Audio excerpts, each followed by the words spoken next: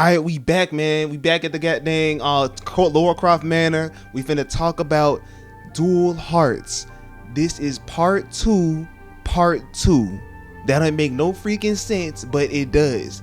We had part one, and now this is part two of part two. Now this particular one, we're gonna talk about the collecting side of the game. Now, you know, Super Mario 64, Legend of Zelda, all those games have a collection aspect to it. You know, you collect the hearts in Zelda, you collect the goddamn what do you collect? The stars. I don't know if you collect the goddamn game. That's probably are you collecting Super Mario 64. But you collect them two things in those games, right?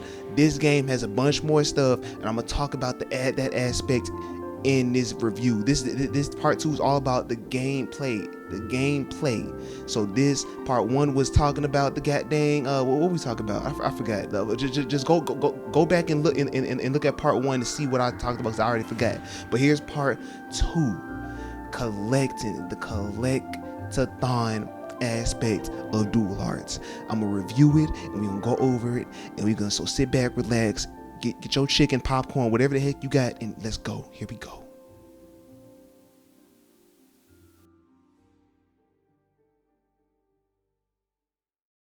Alright, so in Dual Hearts for the PS2, you can collect so many goddamn things in this game. You can collect Dream Energy, Gold Esmens, Dream Rings, Tummy Up, and HP Up, plus the fragments of it. So it's just like, you know, in the Legend of Zelda, where you have the hearts and you have the heart little fragments that you gotta collect for to get the full heart. This is the same kind of thing. The last thing that you collect in this game, and the most important part of the goddamn game, is collecting the keys that unlock the doors within the Temple of Dreams. And you know, like I said in the past video, those doors, they lead to the holy instruments that you use to defeat the nightmare. Now I'm just gonna say this, man, right now. The only two things you need in this goddamn game to collect is the keys to the temple and 20 dream energies. That's all you need in this goddamn game. You don't need nothing else. You could beat the whole entire game without collecting any freaking thing else. Now I know what you're thinking. Why the heck would I collect them other things if I could just goddamn collect the two things I need? Because you're gonna be weak as heck without it. Didn't I freaking tell you the HP up gives you more health? You're gonna be weak, you're gonna die in one hit if you don't get that mess. The tummy up, tummy ups, they give Tumble a higher capacity to use his abilities. It makes his stomach bigger. It makes him be able to eat more Esmens, so it allows him to be able to use more abilities without you having to cut grass and have him eat it up every freaking time you use a couple of abilities. The last two is the Dream Rings. Now the Dream Rings, they open these doors in the cave in the real world that can give you power-ups like an amulet that doubles your defense and things like that. And you have to collect a certain amount of them to open each door. Now the last thing is the Gold Esmens. Now the Gold Esmens is what the dream analysts in the real world want from the dream world. I guess to analyze it. I don't know why the heck they want that mess. But if you collect 50 Gold Esmens and give them to them, they will reward you with a hammer that creates an Esmen each time you use it. And that's pretty convenient, because Tumble's always freaking running out of Esmens, and you know, when he runs out of Esmens, he can't use any of his goddamn abilities. He can't freaking do a dash attack. He can't ground pound, can't fly, can't do nothing. Really, I can't believe that mess. Come on, man, move your freaking body. I don't care if you haven't eaten in a while. Move your goddamn body. Stop being mad. Golly, look at this mess. Now there's multiple different ways in which you can collect items in this game. Most of them involve, you know, just like part one, the movement. You know, you can collect them through platforming, you collect them underwater, you collect them in the sky, different things like that. You can also get items from solving puzzles, you know, beating enemies, or, you know, completing mini games. But hold on now, man, you can't just collect all these items, man. Some of these items are only able to be collected through the use of specific holy instruments. And you know, like I said, you gotta progress through the story and keep on collecting keys and opening the doors to get different holy instruments. It's always fun to see something in a dream that you can't access without a certain holy instrument. And you know, you don't have that the holy instrument right now. So you go back to that same dream when you finally obtain it, and you know, it's such an exhilarating feeling to be like, finally, I can finally freaking see what the heck this goddamn thing was, and how the heck what was inside it, what the heck was behind that wall, what the heck was under that tree, and everything under that nature. There are also items that can only be collected through the use of a specific ability that Tumble has. Now, you don't instantly have access to go underwater or fly. Just like the holy instruments, Tumble gets new abilities throughout the game. So you have to basically go back to the same dream and use Tumble's abilities on something that you weren't able to before in order to access an area that was unreachable before. And on top of that, some dreams change as the game progresses.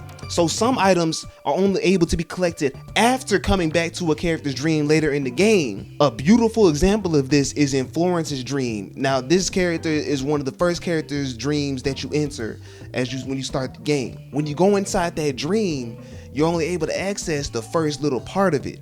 But when you talk to her again, she mentions that another character in the game named Hannah drew on her paintings. And so when you enter her dream again, you see a crayon-shaped entrance at the beginning of the game that you can enter into, and now you have a whole new area to explore. One thing I really like about this game is the pause screen has like a section where you can see like your collection progress for each dream. And this is like a motivating way to get players like to want to play 100% of the game.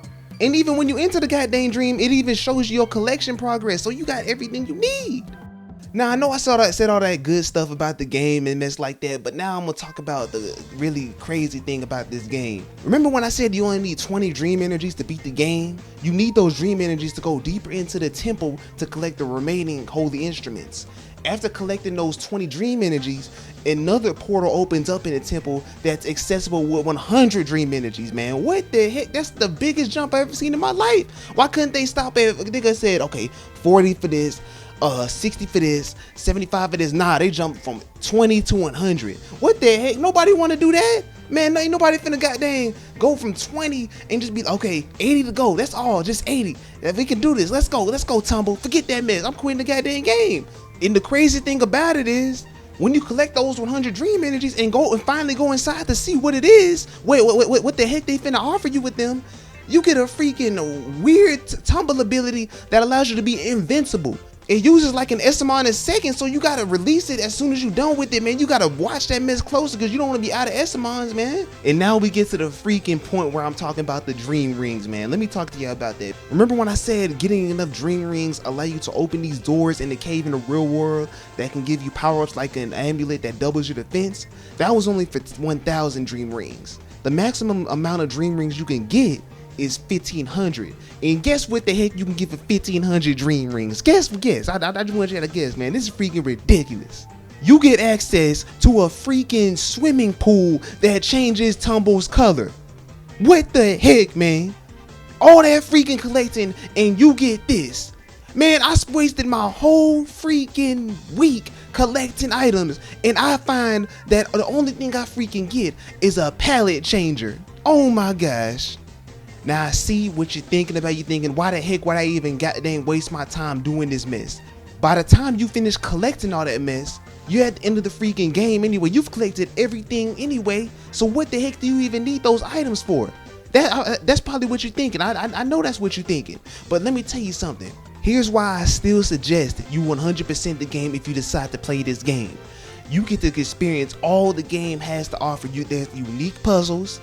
Every character is different. Every character has unique personality. Every character has unique dreams, unique everything. The mini games throughout the dreams is fun and difficult. Almost all of the mini games that you run into within these characters' dreams, they have like a record keeper, so you can check and see what records you have for each mini game.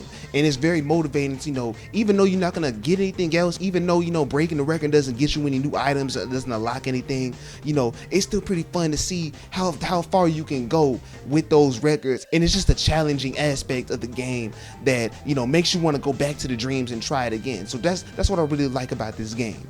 If you decide to play this game, I would suggest play through it 100% without a walkthrough. Do not look at a walkthrough. Don't go online. Don't type in Dual Hearts walkthrough. Don't do nothing like that. Get off the freaking computer and just play the goddamn game. It's so freaking rewarding to, you know, the feeling you get when you 100% the game, it's just fulfilling, you know. Like, you go throughout the game and you're trying to find the item, you know, you're struggling to find that last item in a dream, you know, and you're going through it, you're like, man, where is this last item at? I'm just trying to find this last dream ring, man. Where is this last dream ring located?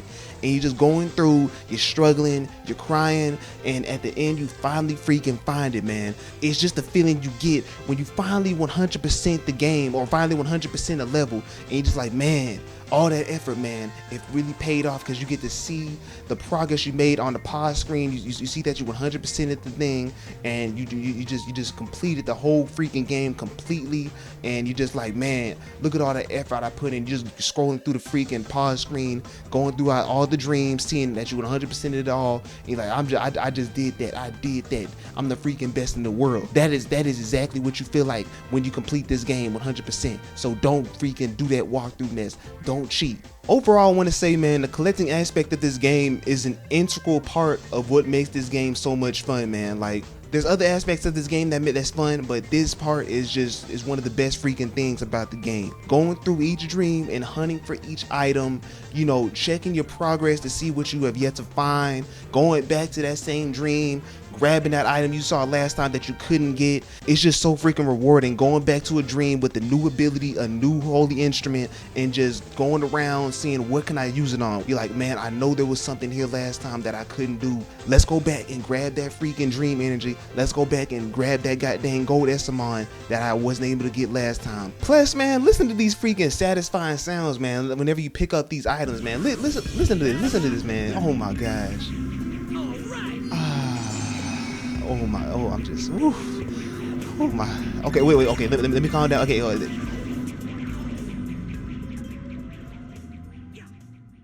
hope y'all like this review, man. It was fun time. It took a long time to freaking make, but it was fun. I enjoyed it. But the one thing I want y'all to know is next one's coming out quicker than the one before. It took me a minute. I know y'all was talking about get Kaku. When the heck the next review gonna be out? Shut the heck up and just wait, man. I'm tired of y'all goddamn being impatient. I'm just playing. Nah, you know what? I'm just playing. Don't unsubscribe because I told y'all to shut the heck up. But I hope y'all like this one. Talked about collecting, the collectathon aspect of the game. Next one is a secret. It's gameplay part 3. Stay tuned. Let's get it.